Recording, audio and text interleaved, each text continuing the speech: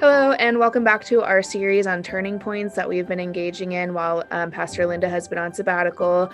We have been going through the various turning points of Linda's ministry while she's been at Central, and we've recently been focusing on the turning point of visioning for inclusion and justice. And so, one aspect of that has been talking with people in our own community about the kind of work that they do for justice outside of the walls of the church. But we also wanted to take a look at what that process was really like when we came up with our mission statement as a congregation now about 15 years ago. So I am joined today by Dick Hamm, who was there for that process. Thank you for being here. My pleasure. Thank you for asking. A lot of these turning points that we've been examining are things that a lot of people really have no baseline knowledge even of how did we come to get this mission statement, because a lot of our members are newer in the past 10 years or so. So could you kind of just walk us through from that very beginning exploratory committee with, I believe it was you and Lori Adams, Carrie Armstrong, and Linda McRae, and why was it time for a new mission statement? Sort of what brought that on? Well, this was a time when the congregation itself had changed pretty drastically from what it had been 10 to 20 years before. I think it was the same in terms of the spirit of the congregation, but we had come a long ways in terms of understanding the need to be a more open fellowship that was more welcoming of people, and going beyond just saying welcome on the sign or on the newsletter or on the worship bulletin, and really being an open church. And that meant really going back and sort of taking a fresh look at who and what we were called to be by God, really, as a congregation at that point. We still had people who were on the conservative end of things, and we had no desire to cut those people off or to make them feel guilty for being who they were or anything like that. In fact, as what became known as an open and affirming congregation, we felt we needed to be open to people across the spectrum in terms of opinion and so forth, while at the same time practicing true hospitality to all people. So we went about a process in a way in which we tried to engage the whole congregation in the conversation, to make sure it wasn't just 3 or 4 people making a recommendation to the board and ultimately to the congregation, but that the whole congregation had a chance to think this through and talk it through together. In some ways, it sort of parallels the same thing that I had been trying to do along with Lori Adams, who worked with me in the Office of General Minister and President, in trying to help the denomination work through some of these kinds of issues in a way that didn't just cut people off or say, from now on, it's going to be this way, and if you don't like it, it's the highway, but to work through these things together in such a way that, as near as possible, all of us could arrive together at the other end of the conversation. It was a pretty encompassing conversation and gave everybody an opportunity. Not that everybody took the opportunity, but most people were engaged in one way or another in the conversation that led to the new mission statement. Yeah, when I was looking through the documents that Linda left me, she had a folder about this process. And one of the things that was in it that I was really intrigued by was this kind of curriculum to help the congregation have this conversation in small groups. Do you have any memory of like how many groups there were, and then how data was collected to move the process along? Well, I remember there was a good number of those offered at various times of the day, various days of the week, and so forth, so that anybody who wanted to participate would be able to have an opportunity. I don't remember the total number of groups that we had, but I think there was more than 10. Okay. We developed the curriculum because we didn't want the sessions to be small groups responding to the leader's opinion. Sure. We wanted to lead them through a process that helped everybody in the room have their say and work through all of the questions that we were trying to deal with. So in that, I think those small groups were very constructive and very successful. So the people who might have disagreed with some of the outcomes, although many of them might agree with the outcomes now, several years later, at the time they may have been somewhat in disagreement. They felt heard, Yeah. and felt like it was a process that respected them and their experience. So I'm sure that a lot of different opinions, ideas came out in this process. And then was there like a group of people who started to take what was coming out of it and like group it into themes? Like, or were there themes emerging at this point? As I remember, and my memory is not perfect on this, but as I remember, our task force took the notes from all of those sessions, and the curriculum was written in such a way as it sort of became easy to categorize what the answers were in response to and so forth.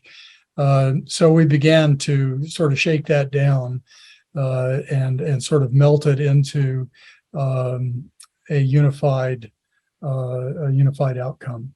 Okay. And then that was presented, as I remember, first to the board, Okay. and then it went from the board, and the board, I think, spent more than one session talking about this. But finally, it was presented to the congregation first for discussion again before we actually presented it for a vote. Can you speak a little bit to what that open discussion was with the congregation?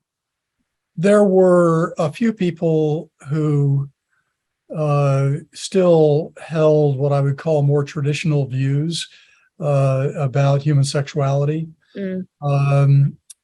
And there were probably some few people who had concerns about what would it mean if we were no longer a predominantly white church. Would this mean a drastic change in the way we do things, the way we do worship, and so forth? So I would say there was some fear that the things they really loved about Central would be lost if we threw the doors too widely open. Mm.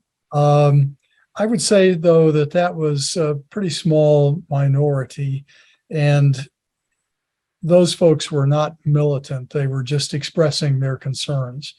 And I think as this unfolded, almost all of them felt comfortable with what the new ways meant, and they might still have had some disagreement over issues of human sexuality, but at the same time, they were getting to know people of sexualities different from their own, and they loved these people and respected them, and so this all sort of dissipated, I would say.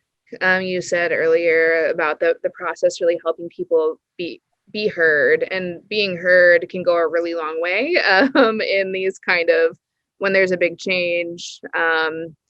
Being able to voice your whatever concern you have, can just go a long way to easing anxiety too.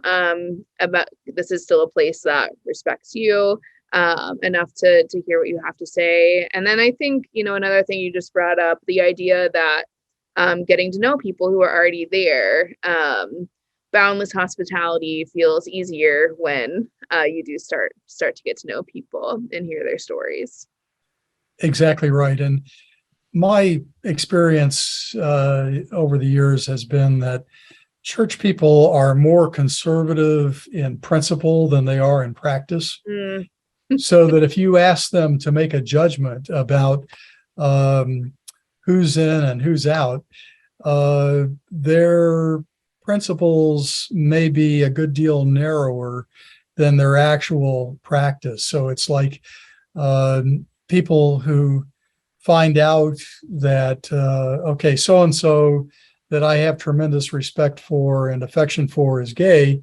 In principle, I don't like the idea of affirming gay people, but in practice, I do affirm gay people because the gay people I know are people that I love. So they're sort of like my gay people, you know. And over time, of course, the practice erodes those previous objections, and they begin to open up their principles, and their thinking follows their practice. Yeah, that makes a lot of sense. So one thing that's always like tricky about mission statements is you state it. So I really like our mission statement. I think it's a good one.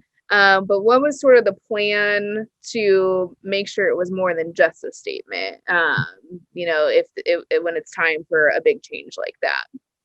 Well, I think the intention was not simply to make a statement that reflected who we had become, but I think that it was really a statement to help us become who we were called to be. So I think from day one, certainly those of us who were involved in the creation of the statement were hoping that it would lead the church forward in becoming like the statement. People had been pushed by this process to think these things through more carefully. And they realized that their practice maybe had not always been as affirming as they felt now that it should be. Sure. And so I think the congregation really became more in practice welcoming day to day of people. And looking at it from a whole denominational point of view, which you would expect me to do as a former leader of the denomination, I think our congregation witnesses to other congregations of disciples in the city and beyond as they see us doing things that they're left wondering, well, why don't we do those things too? So it blesses the whole denomination, I think. I think I was talking to Dave Miner about this. He's definitely a numbers guy. He was talking about sort of tracking like growth and decline and sort of the main line.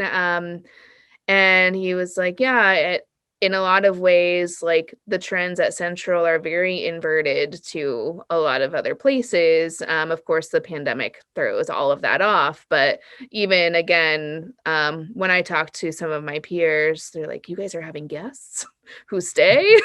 And yeah, I think that there's something about the mission of Central that just is it is appealing. And I won't speak for every millennial, but as a millennial, I have a lot of friends who are like, I have this deep sense of spirituality. I mean, a lot of them would maybe categorize themselves as more agnostic, but for me, like I grew up going to church and really value it as a place to connect, but felt in a lot of ways in other faith communities still feeling a strong disconnect. Like, yes, I'm connecting with people, but still a disconnect to my maybe what I hope my spirituality is. I think a lot of agnostics are just not sure they believe in the God that's been presented to them as God by their early church experience or by their encounter with Christians. So when they come into contact with a community that has a different understanding of God, the agnosticism sometimes begins to give way to maybe there really is a God, and if there is, I hope that God looks like this. Yeah. Well, shifting gears a little bit, I know like anytime you go through a big process like this, sometimes it indicates like, okay, a change in our structure is necessary. Did anything like that happen with this process? And if so, what was that change? Yeah, there was a change of structure considered pretty soon after the adoption of this new mission statement. The purpose, one of the purposes of this process was to find a way to involve people more directly in the mission of the church instead of being so involved in the governance of the church. And this is something that is another concern of millennials. Millennials are not all that hot to go to lots of meetings and be on lots of committees and serve on boards and so forth unless they're really productive. And we realized we had an awful lot of people meeting an awful lot of hours in meetings that were not really forwarding the mission, but were, sort of counting nickels or whatever. And so the new structure that emerged from a conversation, and again, we had very broad conversations with people in the congregation, lots of small groups to talk about this and so forth, because organization is also something that is a part of lots of people's tradition. And so when you talk about changing tradition, as Fiddler on the Roof would say, that can be very difficult to do. So we needed to let people have this process of working through what the new stuff should look like. And so we reduced the number of hours spent in governance kinds of issues from something like 300 hours a year in individual hours spent doing this to something closer to 160 hours. So we almost cut in half the number of hours required of people to do those kinds of things, hoping to free them up then to do things that were more directly engaged in the mission of the church. And those changes were accepted and implemented about 3.5 years ago, I think. And like any changes, some of them worked really well. Some of them didn't work so well, and we need to go back and take a look at the couple of things that didn't pan out quite like we thought they would, and maybe try something else there. You said there's maybe a few things that we can do that with. What do you envision that kind of process being like? Would it be a whole nother kind of extensive process, or like kind of tweaks here and there? I think more along the line of tweaks. Yeah.